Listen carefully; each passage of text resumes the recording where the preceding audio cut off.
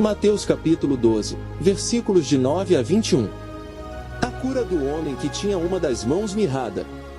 Grandes multidões seguem a Jesus.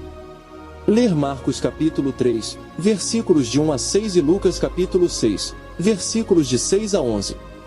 E, partindo dali, chegou à sinagoga deles. E estava ali um homem que tinha uma das mãos mirrada, e eles, para o acusarem, o interrogaram, dizendo: é lícito curar nos sábados? E ele lhes disse: qual dentre vós será um homem que, tendo uma ovelha, se num sábado ela cair numa cova, não lançará mão dela, e a levantará?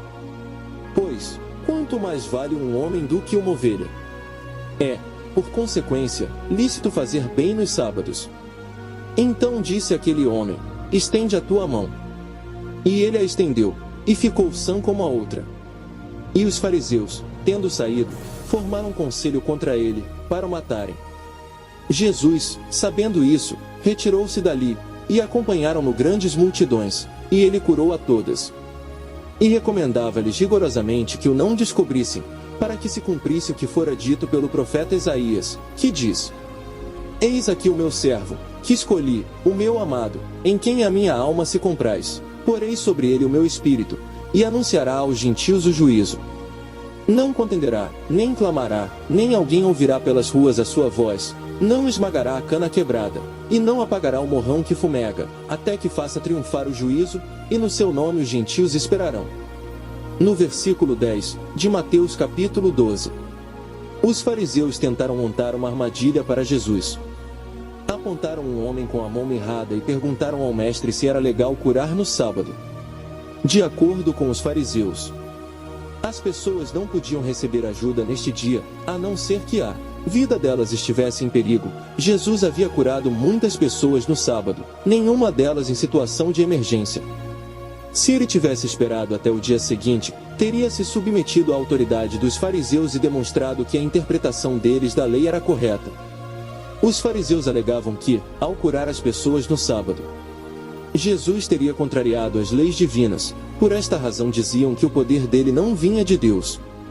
Mas Jesus provou que a interpretação e aplicação da lei pelos fariseus era desprezível, pois Deus ama as pessoas, não as regras. A melhor maneira de oferecer conforto a alguém é quando ela está precisando de auxílio. Nos versículos 10 a 12, de Mateus capítulo 12. Os fariseus colocavam suas regras acima das necessidades humanas. Estavam tão preocupados por Jesus ter desrespeitado uma dessas normas, que pouco se interessavam pela mão deformada daquele homem. Qual é a sua atitude em relação aos outros? Se suas convicções não o permitem ajudar certas pessoas, pode ser que não estejam sintonizadas com a palavra de Deus. Não permita que algum dogma o impeça de enxergar as necessidades de seus semelhantes. No versículo 14, de Mateus capítulo 12. Os fariseus tramaram a morte de Jesus porque se sentiram ultrajados.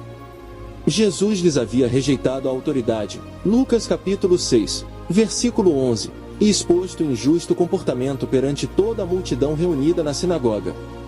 Jesus havia demonstrado que os fariseus eram mais fiéis ao seu sistema religioso do que a Deus. No versículo 15, de Mateus capítulo 12. Até esse momento, Jesus havia confrontado agressivamente a hipocrisia dos fariseus. Mas decidiu retirar-se da sinagoga, antes que um conflito maior pudesse ocorrer, pois ainda não havia chegado a hora de sua morte. Ele ainda tinha muitas lições a ensinar aos discípulos e ao povo. No versículo 16, de Mateus capítulo 12. Jesus não queria que as pessoas curadas contassem a respeito dos milagres operados por ele, para evitar que fosse procurado por razões erradas. Isso prejudicaria seu propósito de ensinar, além de despertar falsas esperanças sobre um reino terreno. Porém as notícias se espalharam, e muitos foram a ele. Para conferir pessoalmente, ver Marcos capítulo 3, versículos 7 e 8. Nos versículos 17 a 21, de Mateus capítulo 12. O povo esperava que o Messias assumisse o trono de Israel. A profecia de Isaías, Isaías capítulo 42, versículos de 1 a 4, citada por Jesus, mostrava que o Messias realmente era rei, mas explicava de que tipo: um soberano tranquilo e gentil, que traria justiça a todas as nações. Assim como a multidão daquela época, podemos desejar que Cristo reine, trazendo grandes e visíveis vitórias à nossa vida.